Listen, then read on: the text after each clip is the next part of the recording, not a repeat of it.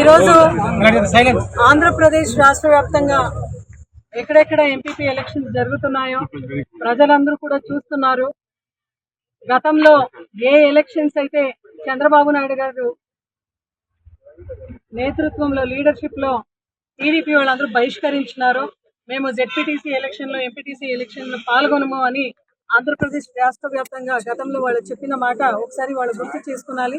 ఈ రోజు అధికారం ఉంది, కూటమి ప్రభుత్వం వాళ్ళందరూ కూడా కలిసి అధికారంలో ఉన్నారని చాలా దౌర్జన్యంగా మళ్ళా బెదిరించి కూడా ఈ రోజు ఎంపీపీ ఎలక్షన్స్ చేసుకోవడం ఎంత మాత్రం సమంజసమని అడుగుతున్నాం.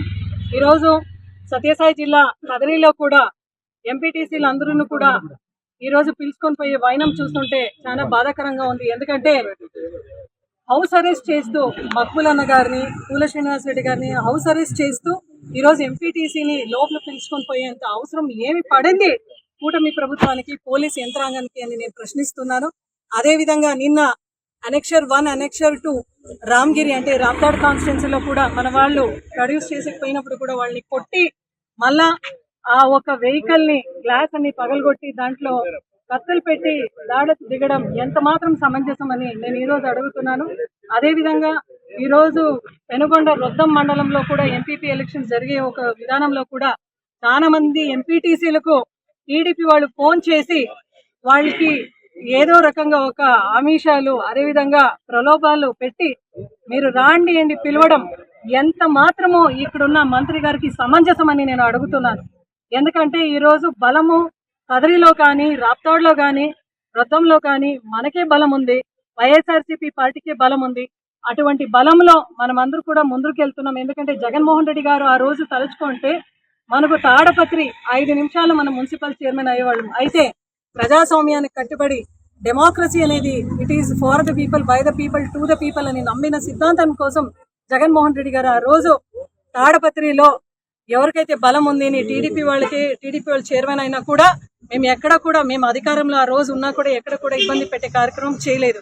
అయితే ఈ రోజు బాధాకరం ఏంటంటే పోలీస్ యంత్రాంగం కూడా, పోలీస్ వాళ్ళు కూడా ఈ యొక్క సత్యసాయి జిల్లాలో వాళ్లకు సపోర్ట్ చేయడం చాలా బాధాకరంగా ఉంది.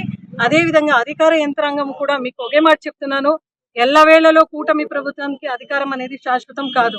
మీరు వీలైతే ఇప్పుడు జరగబోయే ఎలక్షన్స్ లో నెక్స్ట్ మీ ప్రభుత్వంలో 2024లో మీరు గెలిచినారు కదా, ఇప్పుడు మీరు పోటీ పడండి.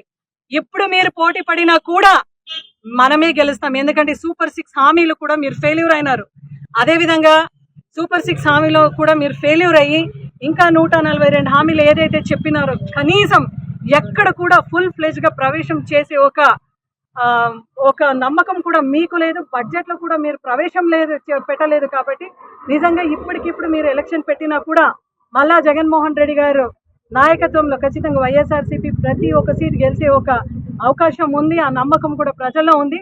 దయచేసి కూటమి ప్రభుత్వం ఇప్పటికారా మీరు తెలుసుకొని ప్రజల్లో ఏదైతే నాడి ఉందో దాని ప్రకారం మీరు వెళ్ళిపోయే ఒక ప్రయత్నం చేయండి.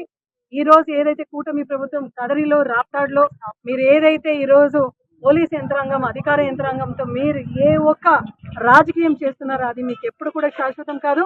మళ్ళా మాకు కూడా మీరు రెడ్ బుక్ రాజ్యాంగం అమలు చేసి దానికి ఒత్తాసు పలుకుతున్నారు. మళ్ళీ మేము కూడా అధికారంకి వచ్చినోడు కూడా మళ్ళీ అదే అధికారాలతో మీరు ఎక్కడ కూడా పోరు. ఖచ్చితంగా మనతో మీరు మళ్ళీ వర్క్ చేయాలా. ఆ రోజు నిజమైన మన ఒక తత్వం కూడా మీకు చూపిస్తామని మీ అందరికి కూడా హెచ్చరిస్తున్నాం.